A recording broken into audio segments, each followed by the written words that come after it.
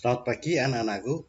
Pada hari ini di dalam kesempatan masa pesantren ini, saya akan mengunggah lebih memperjelas tentang terbentuknya kitab suci perjanjian baru. Dan terutama yang kemarin dulu saya minta Anda meng-share bagaimana pandangan Anda. Itu nanti saya kaitkan bagaimana relasinya dengan pembelajaran tentang kitab suci perjanjian baru ini. Oke, kitab suci perjanjian baru. Kita mencoba melihat salah satu gambaran Pak Matius dari siswa A. Saya tidak menyebut namanya. Dia mengatakan, menurut saya Pak Matius itu orangnya asik. Jika chat dengan Pak Matius tidak perlu terlalu formal, seperti kalau lagi ngechat dengan guru-guru yang lain. Terus Pak Matius juga santai. Jika kalau lagi kelupaan masuk e-learning, pas pelajaran agama pasti ditelepon, jadi masih bisa langsung ngerjain. Jadi tugasnya nggak numpuk. Pak Guru juga orangnya sabar. Ini penilaian dari siswa A. Selanjutnya ini penilaian dari siswa B. Ya, Pak Matius itu sabar, welcome ke siswa. Misalnya ada yang bertanya langsung dijawab dan dijelaskan sampai siswanya mengerti apa yang dimaksud dengan pertanyaan tadi. Orangnya asik, jadi siswa tidak canggung dan tidak takut sama Pak Matius. Kulitnya agak hitam, wah ini kulit juga, sudah fisik juga. Gendut, memaklumi siswa jika terlambat mengumpulkan tugas. Selalu mengingatkan siswanya jika belum mengerjakan tugas. Jadi tidak langsung dinilai 0 seperti guru yang lain. Ini sekarang gambaran dari siswa C, siswa yang ketiga. Orangnya jujur, orangnya asik banget. Saya sebagai siswa lebih nyaman dan tidak terlalu tegang kalau ingin menanyakan sesuatu tentang pelajaran. Tidak seperti ke guru yang lain, cenderung kaku, takut untuk bertanya. Pengertian terhadap siswa karena welcome saat siswa tidak mengerti mengenai tugas atau hal-hal yang lain. Dengan senang hati dijelaskan, sabar. Contohnya kalau ada siswa yang belum mengerjakan cenderung mengingatkan, bukan langsung memberi nilai 0.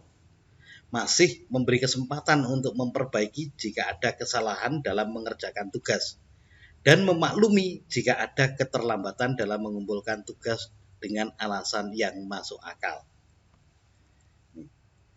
Ini penilaian dari kalian ya. Nah sekarang menurut siswa yang keempat, Pak Matius orangnya baik, sabar menghadapi murid-muridnya yang suka bertanya. Pengertian karena tahu kalau kita banyak tugas, makanya nggak dikasih tugas banyak. Pak Matius orangnya lucu, tapi kalau udah marah agak nakutin. Ya, ini 4 penilaian atau 4 pandangan dari kalian terhadap Pak Matius. Nah, yang menjadi pertanyaan sekarang, gambaran siapa menurut kalian yang benar? Jadi siswa A, B, C, D yang sudah masuk itu, gambaran siapa yang menurut Anda benar? Ya. Apakah tadi ada gambaran tentang Pak Matius yang menurut kalian salah? Anak-anakku, semua gambaran itu menurut Pak Matius benar. Karena itu merupakan penangkapan atau pengungkapan dari kalian sesuai pemahaman kalian dan sesuai dengan informasi yang mungkin telah kalian dapatkan. Pak Matius tidak menyalahkan. Itu benar. Oke, sampai sini ada yang bertanya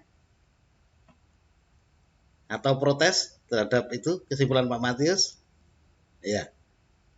Silakan tulis chat. Ya.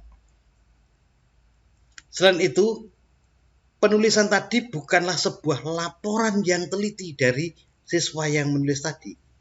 Kecuali ini bisa teliti kalau mereka mengikuti terus dan merekam terus Pak Matius setiap hari. Ya.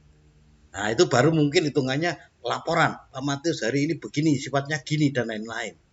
Ya. Benar, Apakah tadi semuanya gambaran itu benar? Iya.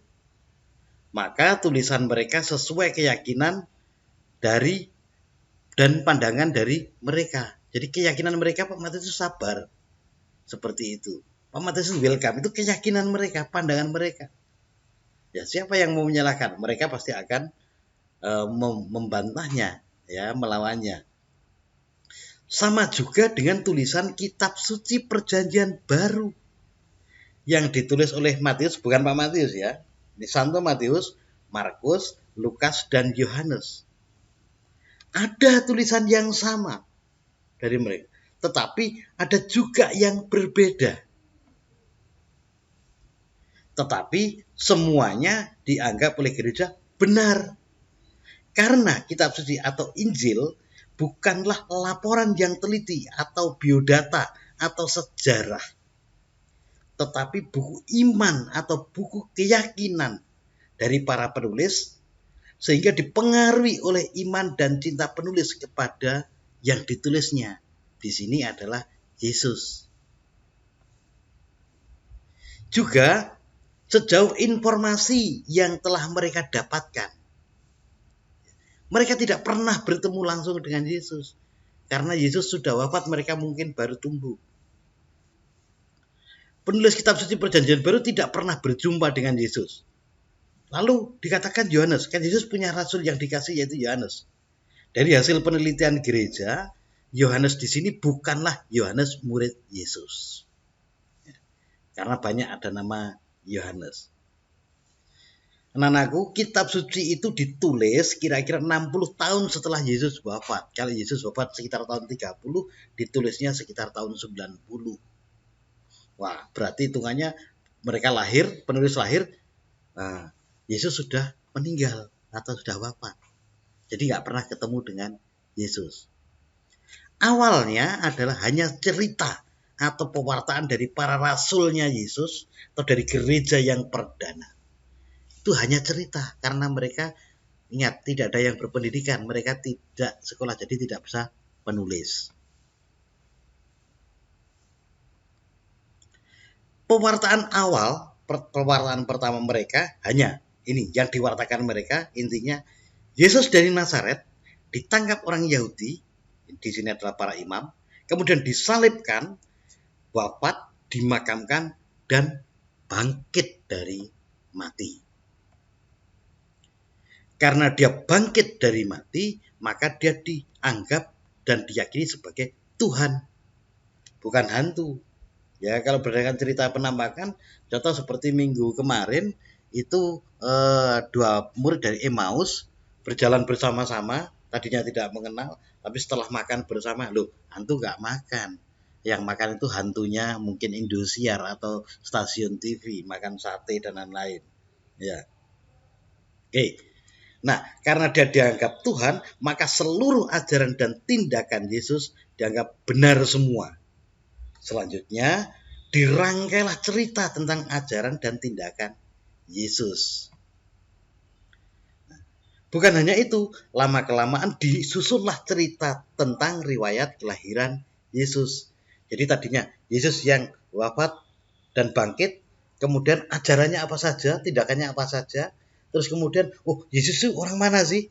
Baru itu ditulis. Urutannya dari mati, kemudian karya, terus dari kelahirannya. Jadi hitungannya agak terbalik. Kalau kalian menulis mungkin dari lahir, muda, dewasa, seperti itu. Ya. Maka penulisan kitab suci perjanjian baru itu berjalan mundur. Pertama tentang kisah sengsara, wafat, kebangkitan, dan kenaikan Yesus ke surga. Kedua, ajaran dan tindakan Yesus. Ketiga, riwayat kelahiran Yesus. Jadi, kitab suci umat Katolik tidaklah ditulis Allah di surga dengan tinta emas dan diturunkan ke dunia. Jadi walaupun ada perbedaan, misalnya tentang kebangkitan Yesus, siapa yang menjumpai makam kosong? Ya. Ada yang mengatakan 3 orang wanita, ada yang mengatakan beberapa wanita, dan ada malaikat. Nah, ini tidak sama, tetapi intinya keyakinan mereka adalah bahwa Yesus itu bangkit. Karena dia hidup, maka diyakini Yesus bangkit. Oke? Berkah dalam.